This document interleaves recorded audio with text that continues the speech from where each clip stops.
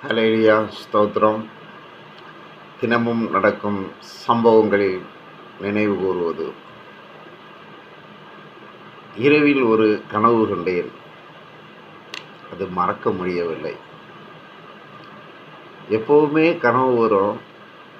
அதை என் நண்பர்கள்ட்ட சொல்லுவேன். பரவாயில்ல, உனக்கு நல்ல நல்ல கனவுகள்லாம் வருதே அப்படின்லாம் சொல்லுவாங்க. ஆமாங்க. சில பேர் இருட்டா இருந்தால் தான் தூங்க முடியும் அப்படிம்பாங்க. சில பேர் சத்தமே இருக்கக்கூடாது, அப்போ தான் தூங்க முடியும் அப்படிம்பாங்க. எனக்கு அப்படிலாம் இல்லைங்க. லைட்டு போட்டிருந்தாலும் சரி, தூக்கம் வந்துச்சுன்னா அவ்வளோதான், சல்லுன்னு தூக்கம் போயிடும். நல்லா வேலை பார்த்துட்டு சண்டே சர்ச்சில் போய் உட்காந்துருப்போம். ஃபேன் ஓடிக்கிட்டு இருக்கோம், கீழே உட்காந்துட்டு இருப்போம். மெசேஜ் கேட்டுக்கிட்டே இருப்போம். அவ்வளோதான், தூக்கம் வந்துடும். பக்கத்தில் இருக்கிறவங்க தூங்குறதுக்கா சர்ச்சுக்கு வந்தா அப்படின்னு சொல்லி அடிப்பாங்க. தூக்கம் வந்தால் நான் என்ன பண்ணுறது? அதேமாதிரி ட்ரெயினில் போயிட்டுருப்போம். அப்படியே உட்காந்துட்டு இருப்போம், சல்லுன்னு தூக்கம் வந்துடும். அங்கே டக டக டக டக டக டக டக்குன்னு சவுண்டு ஓடிக்கிட்டு இருக்கோம், தூக்கம் வந்துடும், தூங்கிடுவோம். அரை தூக்கம். அப்படி சினிமா இப்படி சொல்லிக்கிட்டே போகலாம். இந்த 57 வயசில் பல வீடுகளுக்கு போனோம்னா, எனக்கு தூக்கமே வர மாட்டேங்குதுங்க அப்படிம்பாங்க. ஆமாங்க. ஏன்னா அவங்க பகலில் தூங்கிடுவாங்க, நைட்டில் தூங்க முடியாது. இல்லை ஏதாவது சம் ப்ராப்ளம் இருக்கலாம். அப்போ எனக்கும் தூக்கம் வராமல் இருக்கும். அப்போ தூக்கம் வராமல் இருக்கும்போது என்ன பண்ணுவோன்னா, முதல்ல தலையை நல்லா இந்த பக்கம் எல்லாம் நல்லா அரைக்கி தேய்ச்சிக்கிட்டே இருப்பேன். ஆணும் 2 மாடி மூச்சு இழுத்து விடுவேன். சில டைம் அப்போமே தூக்கம் வந்துடும். சில டைம் இந்த உள்ளங்கைகளை நல்லா தேய்ப்பேன். அப்படியே மூச்சு இழுத்து விடுவேன், தூக்கம் வந்துடும். காலை நல்லா தேய்ச்சி விடுவேன், மூச்சு இழுத்து விடுவேன். சில டைம் தூக்கம் வந்துடும். சில டைம் தூக்கம் வரலன்னா இந்த நாக்கை மடிச்சுக்கிட்டு மேலே அப்படியே பாம்பு நெளிகிற மாதிரி இங்கேருந்து உள்ளேருந்து இங்கே வெளியே தூக்கினா ஒரு மாதிரி ஒரு கூச்சம் வரும். அப்புறம் மூச்சு இழுத்து விட்டால் தூக்கம் வந்துடும். இப்படி எனக்கு நானே தூக்கம் பண்ணிக்கிடுவேன். அதுக்கு முன்னக்கூட்டி 13 வருஷத்துக்கு முன்னக்கூட்டி நைட்டில் தூக்கம் வரலன்னா அப்படியே வெளியே சுற்றிக்கிட்டு இருப்பேன். ஸோ இந்த யோகா பண்ண ஆரம்பித்ததுலேருந்து பார்த்தீங்கன்னா ஓரளவு தூக்கம் வந்துடும். 90% நல்லா தூக்கம் வந்துடும். ஒரு 4-5 மணிக்கா முழிப்பு வரும். யூரின் பாஸ் பண்ணிட்டு தண்ணி குடிச்சிட்டு அந்த டைமில் ஏதாவது பழம் பிஸ்கட் இருந்தால் சாப்பிட்டு மறுபடியும் படுத்தேன்னா 7 மணி வரைக்கும் சரியான தூக்கம் வரும். 7:30 மணிக்கெலாம் எந்திரிச்சோம்னா கை அப்படியே எந்திப்போம். உள்ளுக்குள்ளே எலும்பு தூங்குறதும் சதை எந்திக்கிற மாதிரி ஒரு வித்தியாசமான ஒரு ஃபீல் இருக்குது. நல்ல ஒரு டயர்டோடு தான் எந்திரிச்சு வர முடியும். அதுக்கப்புறம் பல்ல விளக்கிட்டு ஏதாவது காப்பி கீப்பி குடிச்சிட்டு அப்புறம் பைபிள் படிச்சுட்டு எக்ஸசைஸ் பண்ண ஆரம்பிச்சோன்னா அப்புறம் நார்மலாகிடும். ஸோ இதுதான் எனக்கு தூக்கத்துக்கு வர்ற பிரச்சனை. இப்போ தூக்கத்தில் ஒரு கனவு கண்டேன்னு சொன்னேன் இல்லையா? அப்போ இந்த கனவுன்னு பார்த்தீங்கன்னா சில டைமில் மலைகளில் போவேன், எங்கேயோ தேசம் நம்ம பார்க்காத ஊர்களுக்கெல்லாம் போவோம், யாரோட பேசுவோம், பழகுவோம். அப்படி நல்லா ட்ரீமாக இருக்கும். சில டைமில் பயம் வரும், எல்லாம் கலந்து கலந்து வரும். சில டைமில் தொழில்நுட்பமாக நம்மளுக்கு ஏதாவது மறந்து போயிருக்கோம், தெரியாது. என் சோபா டைமில் இந்த தொழிலை எப்படி பண்ணுறதுன்னு மறந்துக்கிட்டு இருப்போம். ஆண்டவரே ஸ்தோத்திரன்னு சொல்லிட்டு படுத்தோம்னா இரவில் அப்படியே கனவுல ஒரு ஃப்ளாஷ்பேக் மாதிரி வரும். இந்த தொழிலை இப்படி பண்ணு, இதை இப்படி செய்யு, இதை இப்படி பண்ணு அப்படின்னு யாரோ ஒரு குரு இருந்து உட்கார்ந்து எனக்கு கற்றுக் கொடுத்த மாதிரியே இருக்கும். காலையில் போய் அதை செய்து பார்த்தா 100% கரெக்டாகவும் இருக்கும். அது நான் கடவுளுக்கு நன்றி சொல்லுவேன்.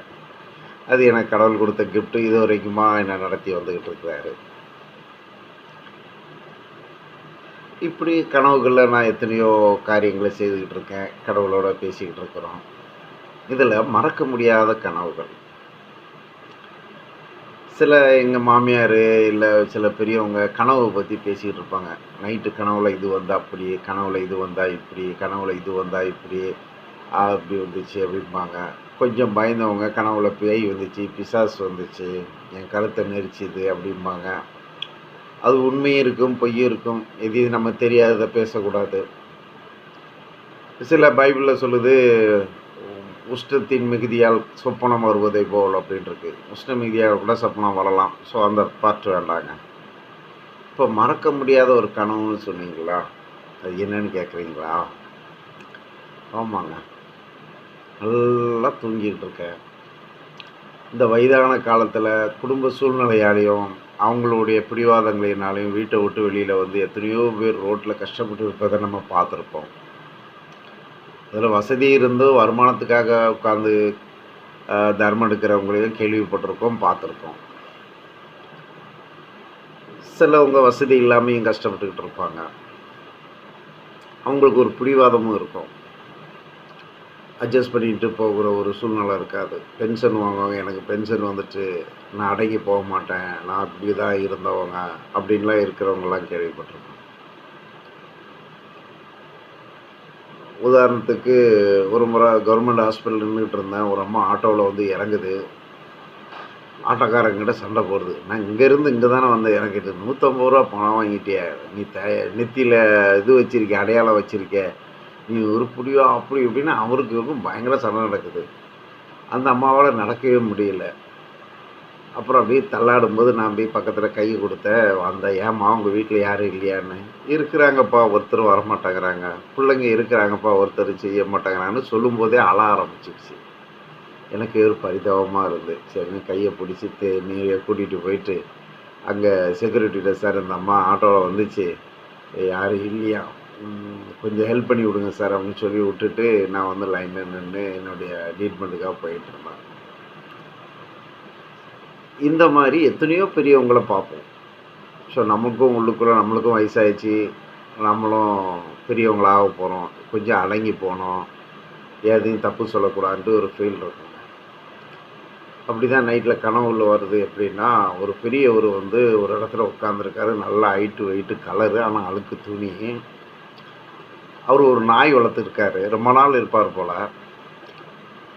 அவருக்கு சாகிற தருவானம் வந்த உடனே முடியல, அப்படியே எந்திரிக்க முடியாமல் உட்காந்துருக்காரு.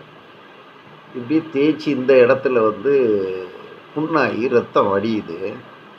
அவர் பாசமாக வளர்த்த நாய் ஓடி வந்து அவர் உடம்பு அப்படியே நக்கிட்டு இருக்கும்போது இவர் அந்த ரத்தத்தை காமிக்கிறாரு. அந்த ரத்தத்தை நாய் நக்கிட்டு அதுக்கு ஏதோ ஒரு டேஸ்ட்டு பிடிக்கும் போல், அது நக்குது.